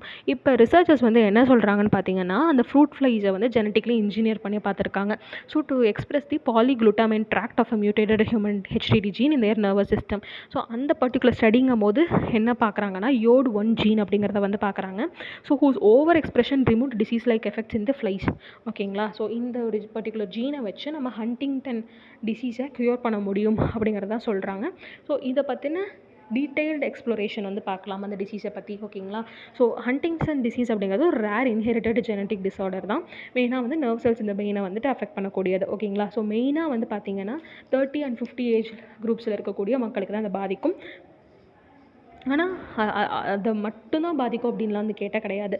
தே can also occur earlier or later in life. ஓகேங்களா. ஸோ பேசிக்கலி சிம்டம்ஸ் அப்படின்னு வந்து பார்க்கும்போது involuntary jerking or writhing movements, இல்லைனா வந்துட்டு மசில் ப்ராப்ளம்ஸ் ஏற்படும், difficulty with speech or swallowing. நம்மளோட பிரெயின் அஃபெக்ட் ஆகிடுச்சுன்னா என்னென்ன மாதிரிலாம் நியூரலாஜிக்கல் ப்ராப்ளம்ஸ் வருமோ எல்லாமே வந்து வரும். ஓகேங்களா. அவேர்னஸ் பெருசாக இருக்காது, புது இன்ஃபர்மேஷன் லேர்ன் பண்ணுறதுக்கு டிஃபிகல்ட்டியாக வந்து இருக்கும், லாஸ் ஆஃப் எனர்ஜி, அடிக்கடி வந்து டெத்து, டையிங், சூசைடை பற்றி திங்க் பண்ணிகிட்டே இருப்பாங்க அந்த ஹண்டிங்டன்ஸ் டிசீஸ் வந்து பேஷண்ட்ஸ் எல்லாமே. ஸோ அதே மாதிரி மியூட்டேஷன் இன் தி ஹண்டிங்டன்ஸ் ஜீன் வந்து பார்த்திங்கன்னா ஒரு ஆட்டோசோமல் டாமினன்ட் மேட்டரில் இன்ஹெரிட் பண்ணப்படுது அப்படின்னு வந்து சொல்கிறாங்க. Meaning that a person only needs to inherit one copy of the mutated gene from either parent to develop the disease. So இது வந்து ஒரு ஜெனடிக் டிஸார்டர் அப்படின்னு வந்து சொன்னோம் இல்லையா. ஸோ அப்போ பேரண்ட் கிட்டேருந்து ஒரே ஒரு காப்பி இருந்தாவே போதும் இந்த ஹண்டிங்டன் டிசீஸ் வந்து உருவாக்குறதுக்கு. ஓகேங்களா. ஸோ இது வந்து எப்படி டயக்னோஸ் பண்ணுவாங்க அப்படின்னா ஒரு ஜெனடிக் டெஸ்டிங் பேஸ் பண்ணி தான் அதை டயக்னோஸ் பண்ணுவாங்க. ஸோ இதை டெஸ்ட் பண்ணுறதுக்கு முன்னாடியே சிம்டம்ஸ் எல்லாம் வந்துட்டு பார்ப்பாங்க. இப்போ வரைக்குமே ஹண்டிங்டன் டிசீஸ்க்குன்னு எந்த ஒரு க்யூரும் கிடையாது, எந்த ஒரு ட்ரீட்மெண்ட்டும் வந்து கிடையாது. ஓகேங்களா. சில மெடிகேஷன்ஸ் வந்து இருக்குது. ஸோ அந்த மெடிகேஷன்ஸை யூஸ் பண்ணி சிம்டம்ஸை வேணால் ஏதாவது இது பண்ண முடியும், ஓரளவுக்கு கண்ட்ரோல் பண்ண முடியும். ஆனால் டிசீஸ்க்குன்னு உண்டான க்யூர் வந்து கிடையாது. அடுத்த ஆர்டிக்கல் வந்து பார்த்திங்கன்னா நம்ம முடியெட்டு ஃப்ரம் கேரளா வந்து பார்த்திங்கன்னா யுனெஸ்கோவுடைய இன்டான்ஜிபிள் கல்ச்சரல் ஹெரிட்டேஜில் ஒன்று. ஓகேங்களா. ஸோ அப்போ முடியெட்டு அப்படின்னு வந்து பார்க்கும்போது it is an annual performance. So கேரளாவில் இதை செலிப்ரேட் பண்ணுறாங்க. இது வந்து பார்த்திங்கன்னா ஒரு ட்ராமா மாதிரி தான் இருக்கும். காடஸ் காளி வந்து டீமன் தாரிகாவை எப்படி வதம் செஞ்சாங்க அப்படிங்கிறது ஒரு டேல் தான். ஓகேங்களா. ஸோ அதுக்கு முன்னாடி இமேஜஸ் ஆஃப் காளியெல்லாம் வந்துட்டு களம் அப்படிங்கிற மாதிரி ஒரு ட்ராயிங்கில் ரெப்ரசன்ட் பண்ணுவாங்க. ஓகேங்களா. So Mudiyettu is performed annually Bhagavati kavus. Bhagavati kavus அப்படிங்கிறது அந்த ஏரியாவில் வழிபடக்கூடிய காடஸஸுடைய டெம்பிள்ஸை தான் அப்படி சொல்கிறாங்க. ஓகேங்களா. காவல் தெய்வம் மாதிரின்னு வச்சுக்கோங்களேன். ஸோ மெயினாக எந்தெந்த வில்லேஜஸ் பக்கத்தில் இதெல்லாம் பண்ணுவாங்கன்னா அங்கே பக்கத்தில் என்னென்ன ரிவர்ஸ் இருக்குதுன்னு பார்க்கும்போது சலக்குடி புழா, பெரியார், மூவட்டுப்புழா. ஸோ இந்த ரிவர்ஸ் பக்கத்தில் இருக்கக்கூடிய வில்லேஜஸில் தான் இந்த முடியெட்டுவை வந்து பெர்ஃபார்ம் பண்ணுவாங்க. அடுத்து பார்த்திங்கன்னா நம்ம சம்மக்கா சரளம்மா ஜாத்தாரா பற்றி பார்க்க போகிறோம். இதுதான் largest tribal congregation in the world. ஓகேங்களா. ஒரு ட்ரைபல் ஃபெஸ்டிவல், ஆனால் வேர்ல்ட்லேருந்து நிறைய மக்கள் வருவாங்க. ஓகேங்களா. ஸோ இதை வந்து மேத்தாரம் ஜாத்தாரா அப்படிங்கிறதே வந்து சொல்லுவாங்க. இந்த பர்டிகுலர் ட்ரைபல் ஃபெஸ்டிவல் வந்துட்டு ஒரு மதர் அண்ட் டாட்டரை வழிபடக்கூடிய ஒரு ஃபெஸ்டிவலாக அமைஞ்சிருக்கு. ஸோ அவங்க பேர் தான் சம்மக்கா அண்ட் சரளம்மா. ஓகேங்களா. ஸோ எதுக்காக அவங்கள வணங்கணும் அப்படின்னு வந்து பார்க்கும்போது அவங்க இருந்த காலகட்டத்தில் ஒரு அன்ஜஸ்ட் லா இருந்திருக்கு. அதை எதிர்த்து போராடினதுக்காக தான் இந்த ஃபெஸ்டிவலை வந்து கொண்டாடுறாங்க. எங்கே கொண்டாடுறாங்கன்னு பார்க்கும்போது தெலுங்கானாவில் தான் இதை மெயினாக கொண்டாடுறாங்க. ஓகேங்களா. So Medaram is the remote place இந்த எட்டூர் நகரம் வைல்ட் லைஃப் சாங்சுரி. ஓகேங்களா. இந்த எட்டூர் நகரம் வைல்ட் லைஃப் சாங்சுரி வந்து தண்டகாரண்யா பிளாட்டூவில் ஒரு இம்பார்ட்டண்ட் பார்ட்டாக வந்து இருக்குது. இந்த பர்டிகுலர் ஃபெஸ்டிவல் 2 வருஷத்துக்கு ஒரு தடவை தான் வந்து பண்ணுவாங்க, விச் இஸ் பை ஆனுவல். ஓகேங்களா. சாரி, இதில் தப்பாக கொடுத்துருக்கு, பை ஈனியல். ஸோ 2 வருஷத்துக்கு ஒரு தடவைனா அது பேர் பையீனியல். ஓகேங்களா. ஸோ ஒரு வருஷத்துக்கே 2 டைம்ஸ் அப்படின்னு வந்து பார்க்கும்போது அதுதான் பை ஆனுவல். ஓகேங்களா. So it is a biennial festival. So இது யார் செலிப்ரேட் பண்ணுறா அப்படின்னு வந்து பார்த்திங்கன்னா கோயா ட்ரைப் தான் வந்து செலிப்ரேட் பண்ணுறாங்க. It is celebrated during the time the goddesses of the tribals is believed to visit them. ஓகேங்களா. ஸோ இங்கே என்ன ரிச்சுவல்ஸ் இருக்குன்னா பீப்புள் வந்துட்டு ஜாகரியை வந்து ஈக்குவல் வெயிட்டில் அந்த தராசு மாதிரி இருக்கும் இல்லையா, ஸோ அதை வந்து கான்ட்ரிபியூட் பண்ணுவாங்க. அதே மாதிரி அங்கே ஜம்பண்ண வாகு அப்படிங்கிற மாதிரி ஒரு ட்ரிபியூட்டரி ஆஃப் கோதாவரி இருக்குது. ஸோ அங்கே வந்து ஹோலி பாத் வந்து எடுத்துப்பாங்க. ஓகேங்களா. So many tribal devotees from different states of India reach to the festive place. ஓகேங்களா. ஆஃப்டர் கும்பமேளா மேதாரம் ஜாத்திரா தான் லார்ஜஸ்ட் நம்பர் ஆஃப் டிவோட்டீஸை அட்ராக்ட் பண்ணுது அப்படிங்கிறத நம்ம பார்க்குறோம். ஸோ பீப்புள் வைஸ் அப்படின்னு வந்து பார்க்கும்போது செகண்ட் லார்ஜஸ்ட், ட்ரைபல் குரூப்ஸ் அப்படின்னு வந்து பார்க்கும்போது இதுதான் லார்ஜஸ்ட் இந்த வேர்ல்டு. ஓகேங்களா. அடுத்து பார்த்திங்கன்னா grow local eat local Bengal farmers hold a celebration of indigenous seeds. இது வந்து என்னென்னா இண்டிஜினஸ் சீட்ஸை செலிப்ரேட் பண்ணணும் அப்படிங்கிறதுக்காகவே வந்து வெஸ்ட் பெங்காலில் ஒரு இனிஷியேட்டிவ் எடுத்திருக்காங்க. யார் இந்த இனிஷியேட்டிவ் எடுத்திருக்கா அப்படின்னு வந்து பார்த்திங்கன்னா ஆக்ஷன் எய்ட் அப்படின்னு சொல்லப்படக்கூடிய ஒரு NGO along with Jan Kalyan Samiti and Purba Medinipur Kisan Swaraj Samiti. ஓகேங்களா. ஸோ ஆக்ஷன் எய்ட் வந்து கிட்டத்தட்ட 22 ஸ்டேட்ஸில் வந்து ஒர்க் பண்ணுறாங்க. ஸோ எதுக்காக ஒர்க் பண்ணுறாங்க அப்படின்னா கிளைமேட் ரெசிலியன்ஸ்க்காகவும் சஸ்டைனபிள் ஃபார்மிங்காகவும் தான் அந்த ஆக்ஷன் எய்ட் அப்படிங்கிறது ஒரு NGO வந்து ஒர்க் பண்ணுறாங்க. இந்த ஆக்ஷன் எய்டு மூலமாக ஸ்டார்ட் பண்ணப்பட்ட ஒரு கிளைமேட் ஜஸ்டிஸ் மூமெண்ட்டாக தான் இந்த இண்டிஜினஸ் சீட் ஃபெஸ்டிவல் வந்து ஸ்டார்ட் பண்ணப்பட்டிருக்கு. இந்த NGO அடிஷ்னலாக என்ன பிளான் பண்ணுறாங்கன்னா ஒரு சீடு பேங்க் வந்து கட்டணும். அது மூலமாக வெவ்வேறு சீட்ஸோடைய ஒரு ஜெனட்டிக் பூலாக அது இருக்கணும் அப்படிங்கிற மாதிரி தான் வந்து சொல்கிறாங்க. Challenge Chandi he was national award winning farmer from Nadia. So அவங்க என்ன சொல்கிறாங்கன்னு பார்த்தீங்கன்னா அங்கே இருக்கக்கூடிய ராதா திலக் அப்படின்னு சொல்லப்படக்கூடிய ஒரு ட்ரெடிஷ்னல் அரோமேட்டிக் ரைஸ், ஸோ அந்த ரைஸை வந்து டெவலப் பண்ணணும் அப்படிங்கிறது தான் அவங்களோட மெயின் எய்மாக வந்து இருந்திருக்கு. ஏன் அப்படின்னு வந்து பார்க்கும்போது இது வந்து ரொம்பவே ஒரு பயாலஜிக்கல் டைவர்சிட்டி அதிகமாக இருந்து ப்ரொடியூஸ் பண்ணக்கூடிய ஒரு பர்டிகுலர் ரைஸ் வெரைட்டி, ஒரு ட்ரெடிஷ்னல் ரைஸ் வெரைட்டி. ஓகேங்களா. It is from west Bengal. So இதுதான் பேசிக் பாயிண்ட்ஸ் அபவுட் திஸ் ஆர்டிக்கல். அடுத்து கோமாரம் பீம் பற்றி நம்ம பார்க்க போகிறோம். ஸோ கோமாரம் பீம் வந்து பார்த்திங்கன்னா ஒரு தெலுங்கு இந்தியன் ட்ரைபல் லீடர். அவங்க வந்துட்டு அசஃப் ஜாஹி டைனாசிட்டி எதிர்த்து வந்து போராடினாங்க. எதுக்காக போராடினாங்க அப்படின்னா ஹைதராபாத்தோடைய லிபரேஷனுக்காக போராடினவங்க தான் கோமாரம் பீம். ஓகேங்களா. Komaram Bhim fought against the feudal landlords during the Nizam's rule in a guerrilla campaign. ஓகேங்களா. He defied courts, laws and any other form of Nizam authority living off the sustenance of the forest. So அவங்க மெயினாக forest dweller தான். ஆனால் ஹைதராபாத்தை liberate பண்ணணும் from the Asaf Jahi dynasty அப்படிங்கிறதுக்காக தான் அவங்க போராடினாங்க. He took up arms against Nizam Nawab soldiers and fought Babi Jhari until his last breath. ஓகேங்களா. ஸோ கடைசி வரைக்கும் அவங்க போராடினாங்க. அதுதான் அவங்க மெயின் சிக்னிஃபிகன்ஸ். ஏன் இதெல்லாம் நம்ம பார்க்குறோன்னா தெலுங்கானாவுடைய ரீசெண்ட் கான்ஃபரன்ஸில் இதை பற்றியெல்லாம் பேசியிருக்காங்க. ஸோ அவங்க பர்சனாலிட்டியை பற்றி நம்ம பார்த்து வச்சுக்கலாம். அடுத்து பார்த்திங்கன்னா ஓர்லி ஆர்ட் வந்து பார்க்க போகிறோம். It is from Maharashtra. So 70s வரைக்குமே வந்து இந்த ஓர்லி ஆர்ட் இதுதான் வந்து பார்த்திங்கன்னா ஓர்லி ஆர்ட். இந்த Warli art remain confine to depiction of joy and happiness that's around marriages. So marriage டைமில் வந்துட்டு இதை டெபிக்ட் பண்ணுவாங்க. ஓகேங்களா. ஸோ இது வந்து ட்ரெடிஷ்னலாக ஓர்லி ட்ரைபில் இருக்கக்கூடிய உமன் தான் வந்து ப்ராக்டிஸ் பண்ணாங்க. ஓர்லி ட்ரைபில் இருக்கக்கூடிய உமனை வந்து என்னென்னு சொல்லுவாங்கன்னா சுவாசினிஸ் அப்படின்னு வந்து சொல்லுவாங்க. Who decorated the lagna chowk or the wedding square. இப்போ நம்ம ஊரில் கோலம்லாம் வந்து போடுறோம் இல்லையா, ஸோ அதே மாதிரி தான் ஓர்லி மேரேஜஸ்லேயும் வந்து பண்ணுவாங்க. ஸோ அந்த சமயத்தில் தான் இந்த மாதிரி டயக்ராம்ஸ் எல்லாம் வந்து போடுவாங்க. Layers of cow dung slapped on the walls of the village homes formed the canvas. So அந்த கேன்வாஸ் மேலே தான் வந்துட்டு பெயிண்ட் பண்ணுவாங்க. ஸோ எந்த கலரில் அப்படின்னு வந்து பார்க்கும்போது மட் ப்ரௌனில் தான் வந்து ஃபஸ்ட்டு பெயிண்ட் பண்ணுவாங்க to create a background. So இதான் வந்து அந்த background. And பேம்போ stick paint brushes for use to meticulously craft scenes figures and objects. ஓகேங்களா. ஸோ இப்போ வந்து பார்த்திங்கன்னா வேரியஸ் ஏரியாஸில் இதை ப்ரிவலண்ட் ஆகி தான் இருக்குது. Warli painting is seen in so many railway stations. அதே மாதிரி நிறைய ட்ரெஸ்ஸு மெட்டீரியல்ஸ்லேயுமே அந்த ஆர்ட் ஃபார்ம்ஸ் எல்லாம் வந்துருச்சு. ஈவன் ஃபிஷ்ஷிங் நெட்ஸில் கூட வந்துட்டு ஓர்லி பெயிண்டிங்ஸ் இருக்கிறதா சொல்கிறாங்க. ஓகேங்களா. அடுத்து வந்து பார்த்திங்கன்னா ஒரு இன்ஃப்ராஸ்ட்ரக்சர் அண்டு ஷிப்பிங் இண்டஸ்ட்ரி ரிலேட்டடாக இருக்கக்கூடிய ஒரு ஆர்டிக்கல், இந்தியா ஸ்டேஷ்னரி கோர்ஸ் இந்த ஷிப்பிங் வேல்யூ செயின். இந்த ஆர்டிக்கல் வந்து பார்த்திங்கன்னா நம்மளுக்கு ப்ரிலிம்ஸ்க்கு தேவையான பாயிண்ட்ஸ் மாதிரி தான் இருக்கும்.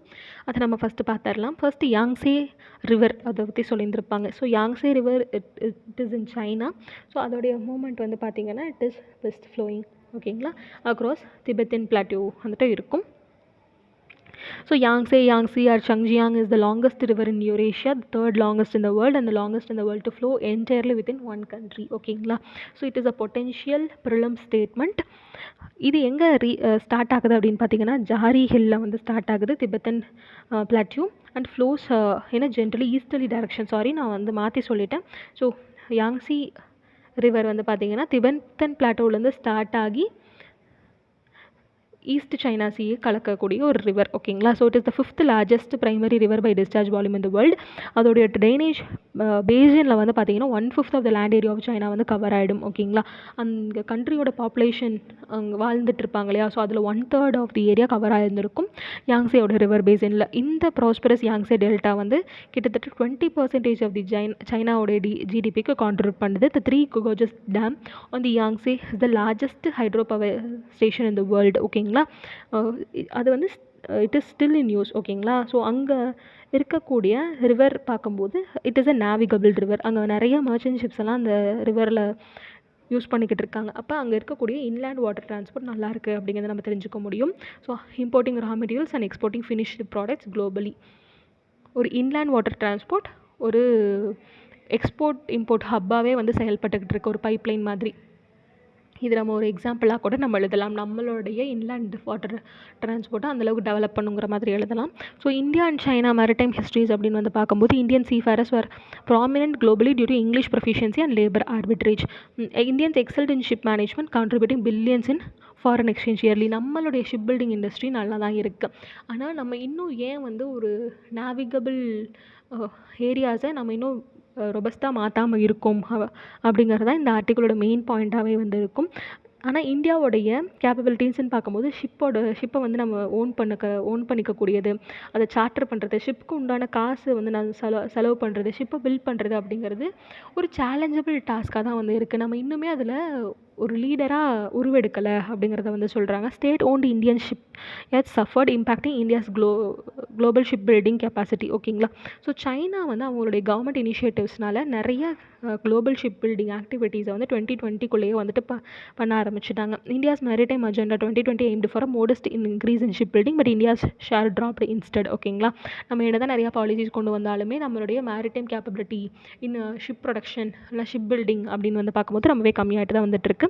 மேரிடைம் இந்தியா விஷன் 2030 அதுலேயுமே வந்து ஷிப் பில்டிங் அண்ட் ஓனர்ஷிப்க்குன்னு உண்டான பிளான் வந்து இல்லைன்னு சொல்கிறாங்க. ஷிப் பில்டிங் மூலமாக இந்தியாவுடைய manufacturing capacity, strategic power and global ப்ரெசன்ஸை நம்ம ஸ்ட்ரென்தன் பண்ண முடியும். Ship building plays a vital role in military strength and international trade அப்படின்னு வந்து சொல்கிறாங்க. ஸோ இங்கே சொல்லப்பட்டிருக்கக்கூடிய மேரிடைம் இந்தியா விஷனில் என்னென்னா சொல்கிறாங்கன்னு பார்த்தீங்கன்னா, ministry of ports and shipping and waterways தான் இந்த MIV 2030 ஸ்டார்ட் பண்ணுறாங்க. ஸோ அதில் வந்து நிறைய இனிஷியேட்டிவ்ஸ் கொண்டு வராங்க. என்னென்னு பார்த்தீங்கன்னா, வேர்ல்டு கிளாஸில் நம்ம மெகா போர்ட்ஸ் எல்லாம் டெவலப் பண்ணணும், டிரான்ஸ்ஷிப்மெண்ட் ஹப்ஸ் வந்து டெவலப் பண்ணணும் டு ஃபேவர் எக்ஸ்போர்ட் இம்போர்ட்டு. அதே மாதிரி மாடர்னைசேஷன் ஆஃப் தி போர்ட்ஸை வந்து நம்ம கொண்டு வரணும்னு சொல்லியிருந்திருக்காங்க. ஆனால் இதுக்கு உண்டான இன்வெஸ்ட்மெண்ட்ஸ் அப்படின்னு வந்து பார்க்கும்போது 1,00,000 1,25,000 கோடி வந்து செலவாகும். ஆனால் இதிலே சொல்லியிருந்து பார்க்கும்போது it lacks the ship building plan. ஓகேங்களா.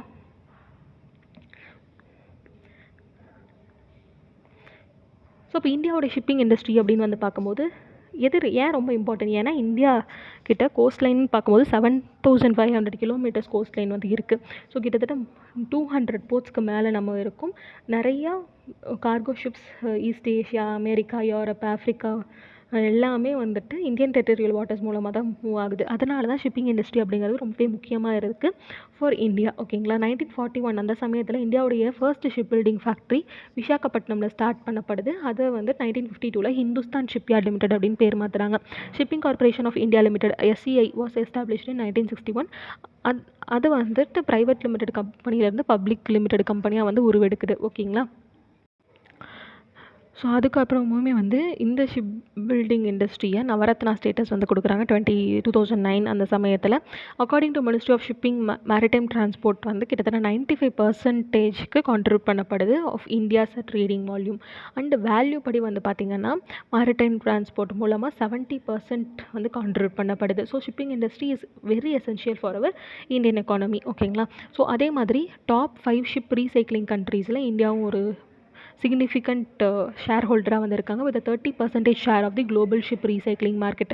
ஸோ குஜராத் ஏரியாவில் தான் நம்ம ஷிப் ரீசைக்ளிங் இண்டஸ்ட்ரியை வந்து நம்ம வச்சுருக்கோம். So the largest major containing the largest major container handling port in India வந்து பார்த்திங்கன்னா ஜவஹர்லால் நேரு போர்ட் ட்ரஸ்ட் மகாராஷ்டிராவில் வந்து இருக்குது. இதுவே largest private port in India அப்படின்னு பார்க்கும்போது முந்த்ரா போர்ட் இன் குஜராத். ஓகேங்களா.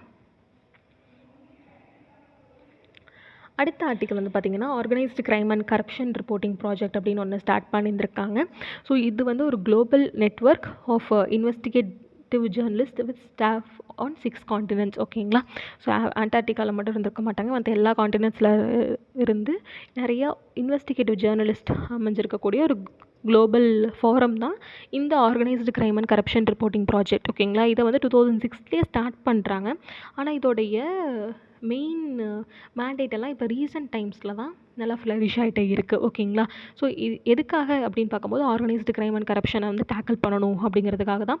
மெயினாக இங்கிலீஷ் அண்ட் ரஷ்யன் லாங்குவேஜில் தான் அவங்களுடைய வெப்சைட்ஸில் எந்தெந்த மாதிரியெல்லாம் வந்து கரப்ஷன் ஆக்டிவிட்டீஸ் நடக்குதுன்னு அப்படின்னு போட்டிருப்பாங்க. இந்த பர்டிகுலர் என்டிட்டி இப்போ ரீசெண்டாக பெகாசஸ் ஸ்பைவேர் பற்றியும் பனாமா பேப்பர்ஸ் லீக்கை பற்றியும் வந்து பேசியிருந்திருக்காங்க. ஓகேங்களா. The OCCRP conducted research and published a report on Adani Group. So Adani group பற்றியும் இப்போ ரீசெண்டாக ஒரு ரிப்போர்ட் வந்து சப்மிட் பண்ணியிருக்காங்க. ஸோ இப்போ பெகாசஸ் ஸ்பைவேர் பற்றி நம்ம பார்க்கலாம். பெகாசஸ் அப்படிங்கிறது வந்து ஒரு மால்வேர் இல்லை ஸ்பைவேர் அப்படின்னு சொல்லப்படக்கூடியது. இது யார் டெவலப் பண்ணுறாங்கன்னா இஸ்ரேலோடைய NSO குரூப் வந்து டெவலப் பண்ணுறாங்க. இந்த பர்டிகுலர் ஸ்பைவேர் வந்து பார்த்திங்கன்னா எந்த ஒரு ஸ்மார்ட் ஃபோன்லேயும் ஈஸியாக வந்து போயிடும். ஓகேங்களா. ஆக்சஸ் பண்ண எடுத்துக்கும்.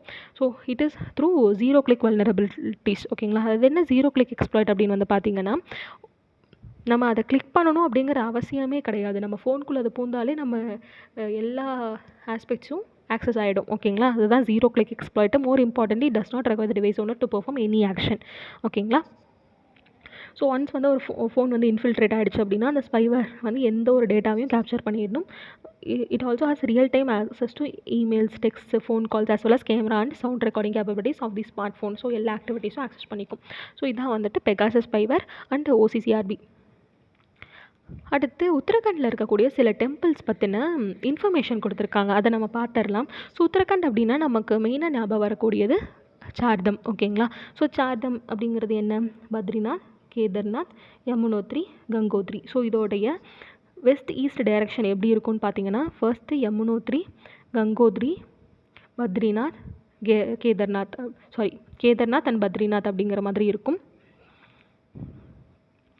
ஸோ இந்த 4மே வந்து சார்தம்மை வந்து கான்ஸ்டியூட் பண்ணும். இட் இஸ் இன் உத்தரகாண்ட். ஓகேங்களா. ஸோ அடிஷ்னலாக வந்து பார்த்திங்கன்னா நிறையா டெம்பிள்ஸ் இருக்குது. ஸோ அதை பற்றி தான் ஃபர்ஸ்ட் பார்க்க போகிறோம். ஃபர்ஸ்ட் என்ன பார்க்குறோன்னா ஜகேஷ்வர் டெம்பிள்ஸ் வந்து பார்க்க போகிறோம். இந்த ஜகேஷ்வர் டெம்பிள்ஸ் வந்து ஒரு 125 ஹிஸ்டாரிக் ஹிந்து டெம்பிள்ஸோட ஒரு காங்கிரிகேஷனாக தான் அது பார்க்கப்படுது. இது வந்து ஹிந்துவிசம் டெபிக் பண்ணக்கூடிய டெம்பிள்ஸ். ஓகேங்களா. ஸோ இதான் வந்து அதோட மெயின் பாயிண்ட்டு. ஜகேஷ்வர் டெம்பிள் அப்படின்னு வந்து கேட்டாங்கன்னா இட் இஸ் இன் உத்தரகாண்ட். ஓகேங்களா. ஸோ அடுத்து வந்து சிட்டாய் கொல்லு டெம்பிள். இதுவுமே வந்து சிவன் டெம்பிள் தான். அங்கே இருக்கக்கூடிய சிவனை வந்து என்ன சொல்கிறாங்கன்னா கோலுஜி அப்படின்னு வந்து சொல்கிறாங்க. கௌர் பைரவ் அப்படிங்கிற ஒரு ஷேப்பில் லார்ட் சிவா டெபிக் பண்ணியிருப்பாங்க. இதோட மெயின் ஃபீச்சர் அப்படின்னு வந்து பார்த்திங்கன்னா காப்பர் பெல்ஸ் வந்து அங்கே இருக்கும். நிறையா காப்பர் பெல்ஸ் வந்து இருக்கும். இது எதுக்காக அப்படின்னு வந்து பார்க்கும்போது இங்கே போய் நம்ம மணி அடித்தோன்னா நம்மளுடைய கஷ்டத்தை எல்லாமே வந்து கடவுள் கேட்பார். ஸோ நம்ம கஷ்டத்துக்கெல்லாம் நீதி வழங்குவார் அப்படிங்கிற ஒரு நம்பிக்கை இருக்குது. ஓகேங்களா. தேர்ட் டெம்பிள் வந்து பார்த்திங்கன்னா சூரியதேவ் கட்டர்மா. இந்த சூரியதேவ் கட்டர்மா அப்படிங்கிறது வந்து கொனார்க் சன் டெம்பிள் இருக்கு இல்லையா, அதுதான் வந்து இந்தியாவிலேயே வந்து ஃபர்ஸ்ட் லார்ஜஸ்ட் சன் டெம்பிள். இதுதான் செகண்ட் லார்ஜஸ்ட் சன் டெம்பிள். எங்கே இருக்குதுன்னு பார்த்தீங்கன்னா உத்தரகாண்டில் தான் இருக்குது. It is a east facing sun temple. இதை யார் கட்டினாங்க அப்படின்னு பார்த்தீங்கன்னா கட்யூரி டைனாசிட்டியில் இருக்கக்கூடிய கிங் கட்டார்மால் அப்படிங்கிறவங்க தான் வந்து கட்டியிருந்திருக்காங்க. ஸோ அடுத்து வந்து கசார் தேவி அப்படிங்கிற ஒரு டெம்பிள். இதுவுமே ஒரு Hindu shrine, 2nd century temple. It is goddess Durga temple. ஓகேங்களா. அடுத்து நந்தா தேவியும் ஒரு டெம்பிள் தான். குமான் ஹிமாலயஸில் வந்து இருக்குது. துர்கா வந்து ஹியூமன் ஃபார்மில் இங்கே வழிபடப்படுறாங்க. Nanda Devi is revered as destroyer of evil. ஓகேங்களா. இந்த பர்டிகுலர் டெம்பிள் வந்து 1000 years ஓல்டு அப்படிங்கிற மாதிரி வந்து சொல்லப்படுது. அடுத்து உத்தரகாண்டில் இருக்கக்கூடிய terms and it's associated reverse வந்து நம்ம பார்க்கலாம். ஃபர்ஸ்ட்டு வந்து கொட்டீஸ்வர் டேம் பாகிரதி ரிவரில் இருக்குது. தெஹ்ரி டேம் பாகிரதி ரிவரில் தான் இருக்குது. பஞ்சேஸ்வர் ஹை டேமும் மகாகாளி ரிவரில் இருக்குது. ஜம்ரானி டேம் வந்து பார்த்திங்கன்னா கோலா ரிவரில் இருக்குது. Lakhwar dam Yamuna river, Haripura dam Pakkari river. ஓகேங்களா. அதெல்லாம் வந்து important dams in Uttarakhand with associated rivers. அடுத்து வந்து பார்த்திங்கன்னா மினிஸ்ட்ரி ஆஃப் ஹெல்த் என்ன சொல்லியிருக்காங்கன்னா ஒரு டேட்டா பாயிண்ட் ரிலீஸ் பண்ணியிருக்காங்க. ஆயுஷ்மான் பாரத் ஹெல்த் கார்ட்ஸ்லாம் இருக்கு இல்லையா, ஸோ அதோடைய பெனிஃபிஷரிஸ் 49% உமனாக தான் இருக்கிறதா சொல்லியிருக்காங்க. ஸோ அதுதான் வந்து இம்பார்ட்டண்ட்டான டேட்டா பாயிண்ட்டு. அடுத்து இந்தியாவும் ரஷ்யாவும் சேர்ந்து key pacts related to Kudankulam nuclear power plant வந்து பண்ணியிருந்திருக்காங்க. So Kudankulam nuclear power plant எங்கே இருக்குது, தமிழ்நாட்டில் வந்து இருக்கு இல்லையா. ஸோ அதை வந்துட்டு ஹெல்ப் பண்ணணும் அப்படிங்கிறதுக்காக தான் இந்தியா ரஷ்யா டீல் வந்து போட்டிருக்காங்க. So with it's associated thing நம்ம வந்து nuclear power plants under operation இன் இந்தியான்னு வந்து பார்த்திங்கன்னா கோட்டா இன் ராஜஸ்தான், தப்பி இன் குஜராத், அங்கே தான் காக்கரப்பர் அட்டாமிக் பவர் பிளான்ட் வந்து இருக்குது. அடுத்து தாராப்பூர் அட்டாமிக் பவர் பிளான்ட் வந்து பார்த்திங்கன்னா மகாராஷ்டிராவில் இருக்குது. கைகா ஜென்ரேட்டிங் ஸ்டேஷன் வந்து கர்நாடகாவில் இருக்குது. Madras atomic power plant which is Kalpakkam அப்படின்னு வந்து சொல்லப்படக்கூடிய பவர் பிளான்ட்டு. அடுத்து கூடங்குளம் நியூக்ளியர் பவர் ஸ்டேஷன் இருக்குது. நரோரா அட்டாமிக் பவர் பிளான்ட் வந்து உத்தரப்பிரதேஷில் இருக்குது. ஓகேங்களா. ஸோ இதில் இம்பார்ட்டண்ட்டான 2 ஃபேக்ட் அப்படின்னு வந்து பார்த்திங்கன்னா ஓல்டஸ்ட் நியூக்ளியர் ஃபெசிலிட்டி தாராப்பூர் தான், விச் இஸ் இன் மகாராஷ்டிரா. அடுத்து லார்ஜஸ்ட் நியூக்ளியர் பவர் பிளான்ட் அப்படின்னு வந்து பார்த்திங்கன்னா கூடங்குளம் இன் தமிழ்நாடு. அடுத்த ஆர்டிக்கல் வந்து பார்த்திங்கன்னா மெடிக்கல் நெக்லிஜென்ஸ்னால எத்தனை பேர் இறக்குறாங்க அப்படின்னு வந்து பார்க்கும்போது according to 2018 estimate the yearly death count due to medical negligence வந்துட்டு 5 மில்லியன் இருக்காங்க ஆல் ஓவர் தி வேர்ல்டு. ஓகேங்களா. ஸோ மெடிக்கல் நெக்லிஜென்ஸ் அப்படின்னா என்ன, ஏதாவது ஒரு சின்ன மிஸ்டேக்னால உயிரே போயிட்டும் நிறையா சர்ஜரிஸ் எல்லாம் பண்ணும்போது. ஸோ அந்த மாதிரி விஷயங்கள் நடக்கும்போது என்னென்ன மாதிரிலாம் ப்ராசிக்யூஷன்ஸ் இருக்கும் அப்படின்னு வந்து பார்க்கும்போது ஒரு ரீசெண்ட் அப்டேட் வந்து சொல்லியிருந்திருக்காங்க. Doctors will be exempted from criminal prosecution in cases of death due to negligence அப்படின்னு வந்து சொல்லியிருந்திருக்காங்க. ஆனால் என்னென்னு பார்த்தீங்கன்னா பாரதிய நியாய சன்ஹிதா பில் அது ரீசெண்டாக பாஸ் பண்ணியிருக்காங்க. ஸோ அதில் வந்து என்ன சொல்லியிருந்திருக்காங்கன்னா டாக்டர்ஸ்க்கு 2 வருஷம் இம்ப்ரிசன்மெண்ட் வந்து இருக்கும், இல்லைனா ஃபைன் இருக்கும் அப்படிங்கிறத சொல்லியிருக்காங்க. ஸோ இந்த ஒரு டிஸ்க்ரீபன்சி வந்து இருக்குது. ஆனால் நமக்கு மெயினாக தெரிஞ்சுக்க வேண்டியது அந்த டேட்டா பாயிண்ட் தான். ஓகேங்களா. 5 million deaths due to medical negligence. அடுத்து பார்த்திங்கன்னா railway spending big on prime minister selfie booths right to இன்ஃபர்மேஷனில் ஒரு ரிப்ளை கொடுத்துருக்காங்க. இப்போ ஏதாவது ரயில்வே ஸ்டேஷனில் போய் பார்த்தீங்கன்னு வச்சுக்கோங்களேன். ஸோ அங்கே வந்து ஒரு கார்ட்போர்ட் ஃபீச்சரில் பிரைம் மினிஸ்டருடைய ஒரு செல்ஃபி பாயிண்ட் மாதிரி இருக்கும். ஃபார் எக்ஸாம்பிள் சந்திரயான் வந்து இருக்கும், ஜல்ஜீவன் மிஷன்லாம் வந்துட்டு இருக்கும். ஸோ இதுக்கெல்லாமே வந்து பார்த்திங்கன்னா காசு அதிகமாக செலவு பண்ணப்படுது அப்படின்னு சொல்லியிருந்திருக்காங்க. ஒரு டெம்பரவரி செல்ஃபி பூத் வந்து 1.25 lakh அளவுக்கு காஸ்ட் ஆகும். ஓகேங்களா. இதுவே ஒரு பெர்மனன்ட் 3D செல்ஃபி பூத்தெல்லாம் வந்து பார்த்திங்கன்னா 6.25 lakh காஸ்ட் ஆகும் அப்படிங்கிற மாதிரி சொல்லியிருந்திருக்காங்க. அடுத்து India $1 billion in banana exports in next 5 years அப்படிங்கிற ஒரு இம்பார்ட்டன்ட் டேட்டா வந்து சொல்லியிருந்திருக்காங்க. இது வந்து பார்த்திங்கன்னா நம்மளோட டார்கெட் அடுத்த 5 yearsல நம்ம $1 billion அளவுக்கு பனானா எக்ஸ்போர்ட் பண்ணணும்னு சொல்லியிருக்கோம். ஸோ இப்போ பனானாவில் யார் leading producer all over the world அப்படின்னு வந்து பார்க்கும்போது நம்ம இந்தியா தான் leading producer in banana. Most of the fruits வந்து பார்த்திங்கன்னா இந்தியாவில் இருந்து ஏர் டிரான்ஸ்போர்ட் வழியாக தான் வந்து லாஜிஸ்டிக்ஸ் சப்போர்ட்லாம் வந்து பண்ணப்படுது. India is developing sea protocols for fresh fruits and vegetables like bananas, mangoes, pomegranates, jackfruit இதெல்லாமே வந்துட்டு சி ரூட்ஸ் வழியாக பண்ணலாம் அப்படிங்கிற மாதிரி ஒரு பிளான் வச்சுருந்துருக்கோம். இந்த பர்டிகுலர் விஷயம் பண்ணுறதுக்கு ஒரு ப்ரோட்டோகால் டெவலப் பண்ணணும் இல்லையா. ஸோ அதெல்லாமே வந்து சயின்டிஃபிக்கலாக ஒர்க் அவுட் ஆகுமா இல்லைங்கிறது தான் வந்து பார்த்துக்கிட்டு இருக்காங்க. ஓகேங்களா. ஆனால் இந்தியாவுடைய குளோபல் எக்ஸ்போர்ட் ஷேர் வந்து 1% தான் வந்து இருக்குது. ஏன்னா நம்ம கண்ட்ரியோட கன்சம்ஷன் ஆஃப் பனானாவே அதிகமாக இருக்குது. ஓகேங்களா.